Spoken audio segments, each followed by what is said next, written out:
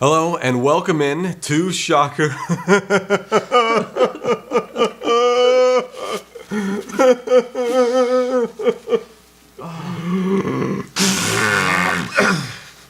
can do this. We can do this. We can do this. You okay?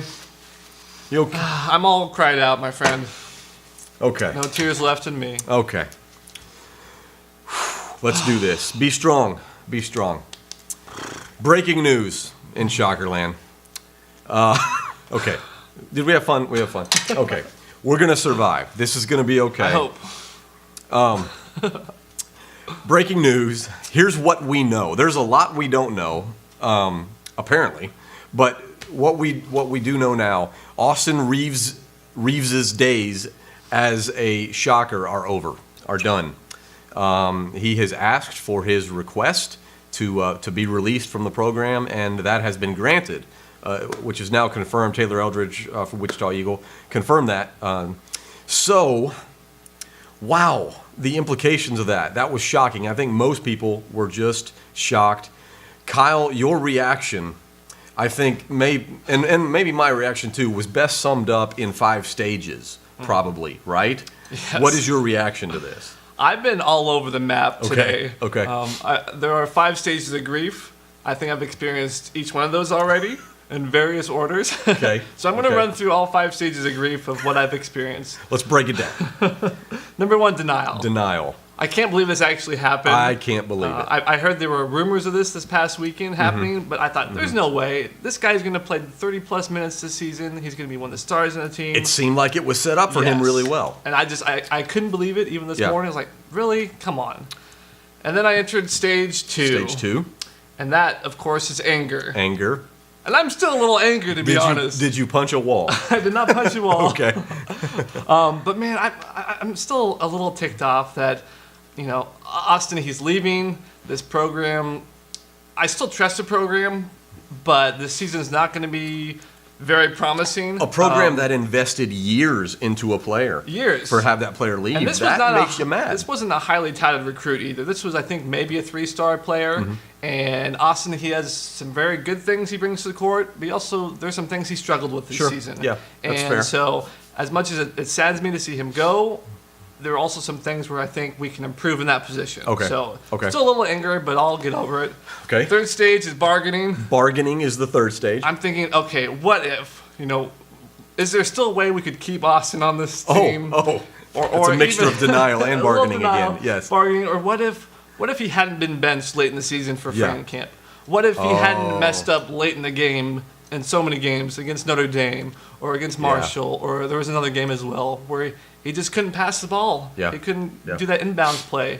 And there's so many what ifs. What if C.J. Kaiser hadn't transferred, a friend of his? You wonder. What if Brett Barney hadn't transferred? Maybe Austin would still be here. So I did a lot of bargaining this morning. Okay. Stage 4? Stage 4, depression. That's just, And I'm still there. That's where we are. Yes. I'm still sad. Okay. I mean, this Austin was a fan favorite the past couple seasons. When he would knock down a 3 in Charles Koch Arena, that place would go nuts. It's huge. When he started that one game, 7 for 7 from 3? 7 threes and 1 half. I thought, man, this kid has made it. He is here. And he had a couple more good games after that, but then it just, I don't know. He went away, and he disappeared the last 2-3 weeks of the season. Yeah. And so I'm still sad about the way the season ended. I'm sad that Austin's leaving. But life moves on, and that's how I entered stage 5. Okay. And that's acceptance. Acceptance. Austin Reaves is no longer a Shocker. The Shockers will not be ranked to start the season next year. Wow, I didn't think about that. They probably won't be predicted to go to the NCAA tournament. And there's a good chance they won't. And boy. I'm accepting that. It will be a rebuilding year to some degree, but I wouldn't bet against these Shockers. And even if they make the NCAA tournament, I won't be surprised. Interesting. You piled a lot in there. A lot. I've accepted many things. That is quite the acceptance there. Okay, let's do this then. We know the facts, and there's not a lot of them right now. We don't know a lot of the circumstances surrounding this, the motivating factor for Austin, even the reason Wichita State granted the release, which they didn't have to do. He's still going to sit out, but that was a little surprising too. So there is still a lot that we don't know that will have to come out in the next days, weeks, months, whatever. So fans are left to just make assumptions. Yes. So we can go down one of two ways here. Let's go down both ways, actually. Let's spin it. This is not a no-spin zone. The spin basketball, doctors are you spin in. the basketball sometimes. You do quite well. Yeah. The good, let's do a good spin, the positives about this, and then let's look at the negatives, okay? So which one do you want to start with? And we'll do this together. Let's start with the bad. Let's That's do why we the can end on a bad. good Okay. note. Okay. Here, and I think this is the worst part, is there is no one with full season experience on this team anymore. And so when you start, I mean, Marcus McDuffie was hurt last year for a large chunk of it. That's true. He's the most experienced coming back, and even he didn't have the season a lot of us hoped for or expected. And we're hoping he's coming back. Okay. Okay. Still not 100%. That still worries me a little bit, but Okay. we're going to have to assume he will be back. Wow. That's I'll a whole have nother to thing. Keep him in my prayers. Okay. But yes. But that is the trouble. You already were losing so many seniors, which was a known factor. Right. But then not only to lose CJ Kaiser, who was right there and who had some experience, but Austin was one of the guys this past year. So you lose him. Now you're stuck with a bunch of guys who don't have experience at the D1 level playing at all, really, and Marcus McDuffie, who again did not have a full season of play last year. So that was the good Okay, spin? that's the bad. We're doing the bad, Oh, right? that's right, yeah. Doing the bad. I'm still in the press stage, I think. Here's the other one: is it's not just Austin leaving; it is an exodus. This is the fourth player now leaving. Fifth, I guess, if you count Landry Shamet going early to the NBA draft. Although that's understandable. That's not maybe a knock on the program. But you've got a couple of walk-ons who left. You've got CJ who left, the other guard. It feels like there's an exodus. It feels like, for whatever reason, and I don't know, players no longer want to be a part of the Wichita State program. Is that true? That's what it feels like.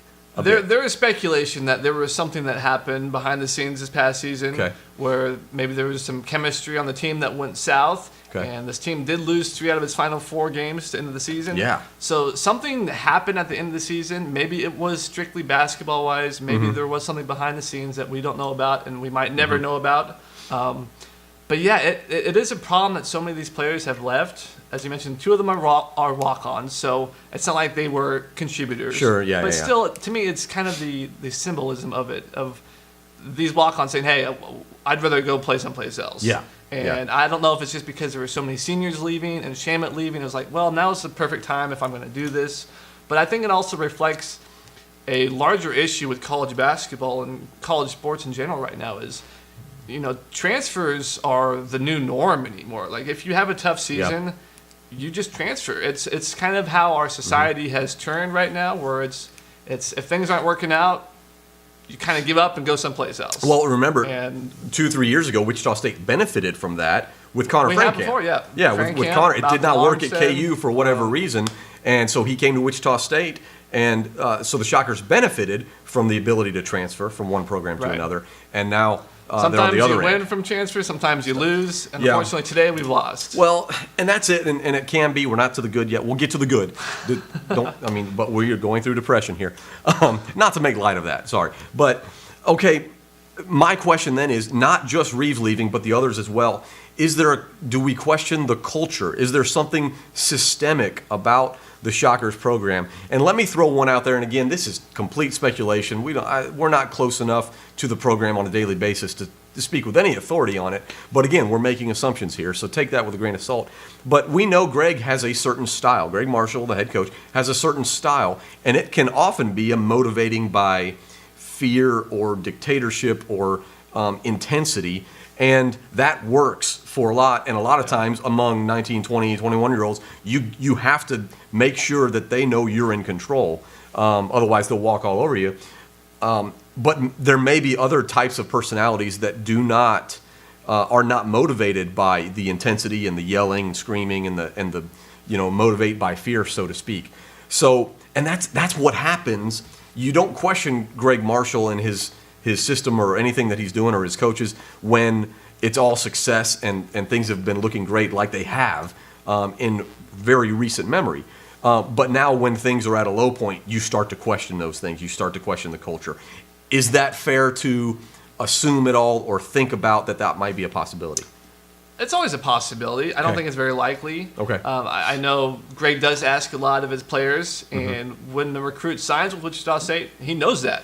It's not like he signs with Wichita State saying, "Oh, this is going to be a coach who's going to love me unconditionally. He's going to treat me with kid gloves on." No, that's not Greg Marshall, and these players know that. Yeah. And if you look at his success, like Greg has turned players from nobodies to near All-Americans. Yeah. And like Shaq Morris, NBA players. If Morris had played for a different coach who had more kid gloves on, he wouldn't have turned into the dominant force he was. Wouldn't have been as motivated to work. Exactly. We saw his footwork improve. Yeah. Players behave differently with different coaches, different coaching styles. I know I did when I played back in the day, but like Austin knew that going in, and he didn't have a problem with that the first year.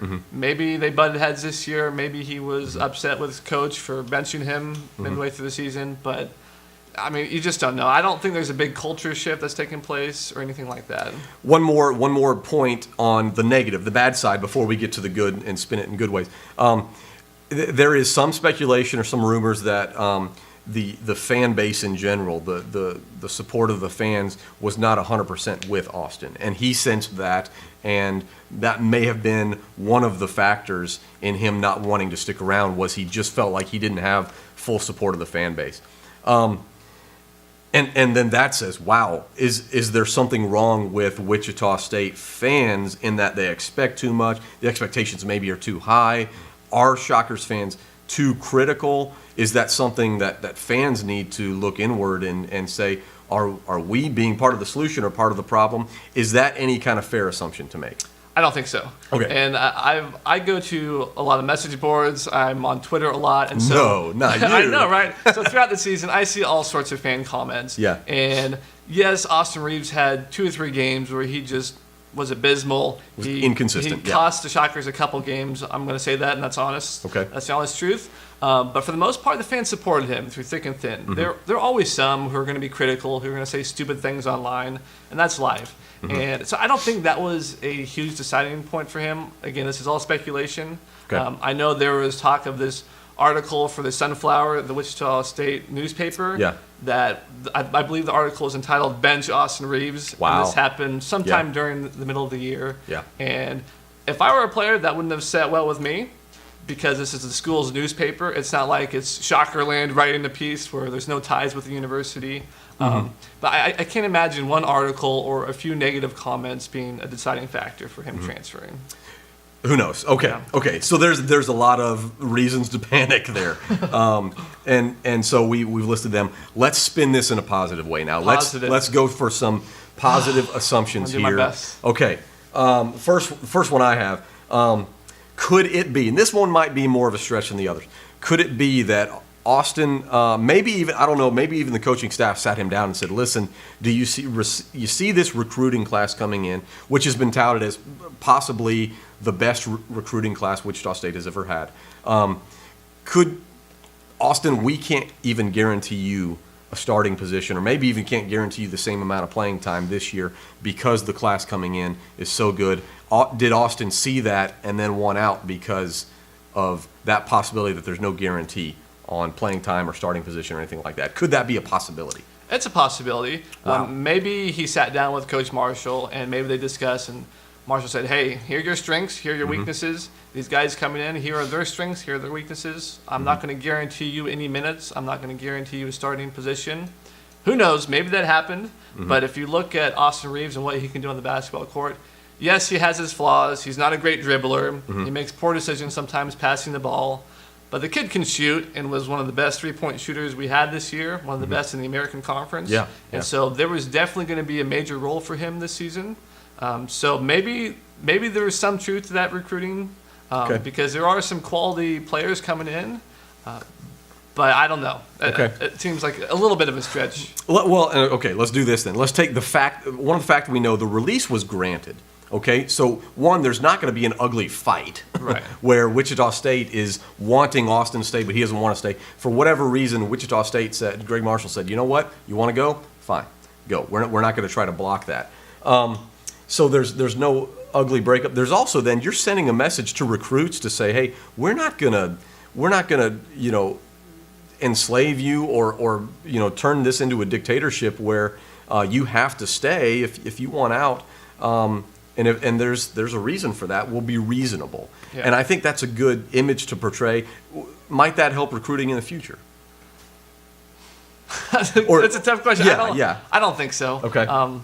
I think it's just a one simple case for this player, for whatever reason. Maybe he was homesick. Maybe he didn't see enough playing time, which seems unlikely. Mm-hmm. Maybe he butted heads with the coaching staff. Maybe all of his friends were leaving and he wanted to go. Yeah. I don't know. A lot of variables go in these situations. Yeah. And that's why we have to so early since the breaking news happened.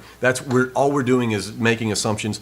It's going to be very telling to see. Okay, Austin, why? Why did That's you why I want wish he out? had a Twitter account. He I wish he doesn't, would just yes. come out, give Yeah. us a paragraph or two of saying, Yeah. you Tell know, us and why. he might do this somehow, but say, hey, thank you, Shocker Nation. This is why I'm going, yada yada yada. Here's another good spin, and this is going to be a harsh reality that maybe as Shocker fans we have to accept. Is for whatever reason the team last year had a lot of talent, had amazing talent, NBA level talent in some respects. But you know the concept synergy, where the individual parts are not as good as the whole. When they come together, the individual parts end up being even better when they all come together. I don't know if there's a word that's the opposite of that, but for whatever reason, Yeah. we had a lot of individual parts that were super talented, but when it all came together, so many times there was underachievement on the basketball court. And you can spread the blame around. I'm not interested in blaming individual people or systems or whatever of why that happened, but I think the reality is that it did happen this past year. And so, with Austin now leaving, who was a big part of last season, and not blaming him, and like I said, there's blame to be shared, but now I feel like even more so, there is a firm, clean break from what was an underachieving program a year ago. It's almost like an opportunity to start almost completely fresh. Marcus McDuffie's the only piece of that really that comes back, and even he didn't have the full input of the season because he was injured for part of it. So there is a sense of taking what was, for whatever reason, underachievement last year, and maybe even a culture of it. I hate to speak, that sounds like I'm speaking very poorly of last year's individual players, and I don't want to do that because they were really good individually, but just moving past that. Is that fair?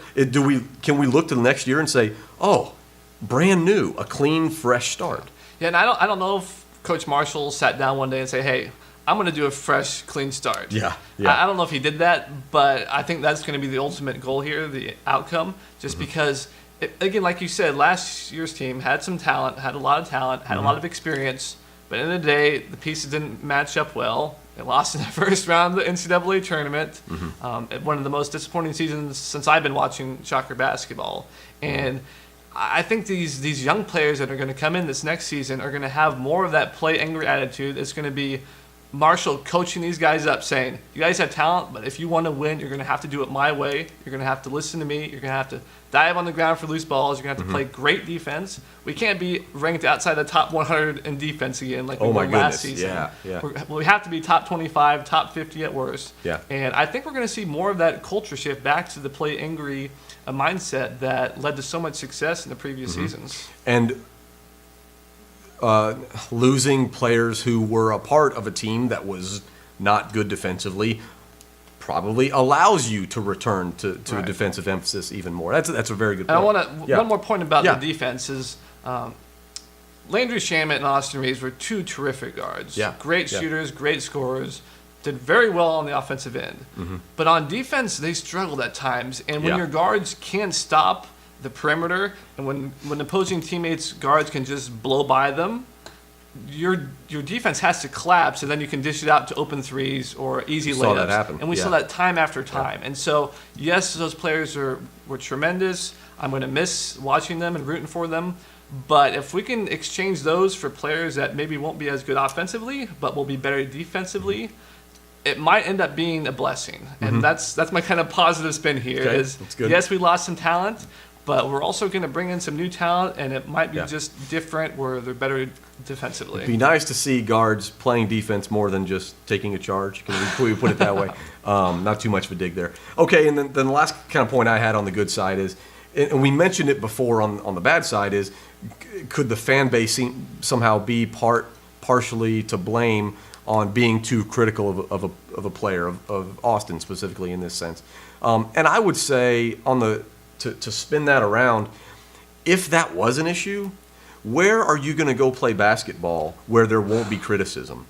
And the only NAIA, the only possibility would be to a place where no one cares. Yeah. The only reason fans are either watch or pay attention or sometimes criticize is because fans care so much. Go play at South Florida in front of 200 fans. Yeah. Go play at East Carolina, and then hey, you might not get criticized, but no one's watching, no one's caring. Well, and so that may be I don't want to say character flaw, but that may be an issue that leans more towards the player than the program or the fans, because guess who are the most criticized players in the sport of basketball? LeBron James, Steph Curry, Yes. Kevin Durant, oh my goodness, Russell He gets Westbrook. it. Those guys get criticized on a daily basis. Every game. And they're the best in the world at this. So criticism is part of the game. Right.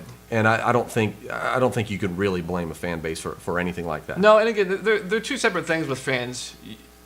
I'll read negative comments online, and that's one thing. People like to vent. I get that. I've vented before after losses or bad moments.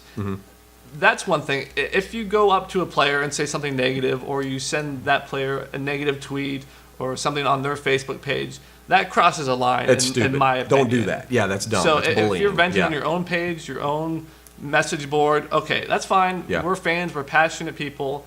But if you're attacking the player in person or to their face or on their page, that's different. We shouldn't do that no matter Yeah. what. We should, and fans, including us, on Shockerland, we should never attack the character No, of a player, and I don't know that we ever have. No. We certainly shouldn't. But yeah, you're going to step on the spotlight, step on a court of a D1 program. There's going to be some eyes on you, and so maybe that's part of it as well.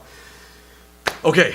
Good and bad, and there's so many assumptions we're making here. We're forced to make because the story's not out there. I would love a little bit more transparency from maybe the program and the player on either side, and maybe we're not just being patient enough. Maybe that will come out. Right. But It's only been a few hours. even in April, we want hard-breaking college basketball we want it now. news. But we're just left to speculate for now, and that's what fans do. And so have fun with that. In the meantime, it's going to be fascinating to see. We're going to have to do, you hinted at the beginning, we have to do a whole episode on how do expectations change now for next season. To think that the Shockers would not be expected to make the NCAA tournament is shocking to me. Yeah, and but maybe. And one more thing to consider here is before the Reaves announcement that he's transferring, the Shockers were looking to have or add 2 more scholarship players. And now we're back up to 3. So Greg Marshall, his coaching staff are going to be flying all across this country next 2-3 weeks, maybe longer, looking for 3 more players. And I imagine they'll get probably 2 more freshmen and then maybe 1 JUCO or maybe 1 freshman and 2 JUCO, because you Be can't, nice to you see can't JUCO have transfer, 6, 7, 8 freshmen. Because then you're going to have the same problems that we had this past season where you had one class that had so many people in it. Well, and real quickly, just to say the good and bad. The bad is for recruits may look and see, why is everybody leaving? What's the problem? I'm not going to touch that program. Or Greg Marshall can come and say, hey, listen, we got minutes. There are all kinds of playing time minutes available if you want to come and play for us and make an immediate impact. Right. That's a selling point. More so than any time in the Greg Marshall era at Wichita State, there's an opportunity for new players to make an immediate impact. Because what do kids want? They want to play. Yeah. They want their minutes. Makes sense. They want fans to see their games, so they want to be on national TV. They are. No ESPN Plus Right. for the American Athletic They want to be Conference in a Wichita good State. conference Yeah. against good talent. We got that. And you want to win. And despite all the changes that we'll have this next season, I still believe this team will finish above 500. And if they make the NCAA tournament, it'll be a shock to many but it won't surprise me that much. Okay, you're pushing me back in depression again. I want expectations higher than that, but there's plenty of time. There's a whole summer of getting ready for the next season. Yeah. So, what do you think? You can give us your opinions. We went long on this because it's important. This may be the most important thing we talk about this offseason, to be honest Probably, with you. yeah. Big news. Hopefully, to be honest with We'll you. be back 2 days from now to talk about the next player. To talk about, Greg Marshall being coach at some Knicks. other program. Yeah. Oh, man, don't say that. Yeah. He's not. No. But let us know what you think on Shockerland.com, Facebook Shockerland page, and at Shockerland on Twitter. Thanks for joining us. Thanks for talking this through with us as we ride the roller coaster of Wichita State basketball.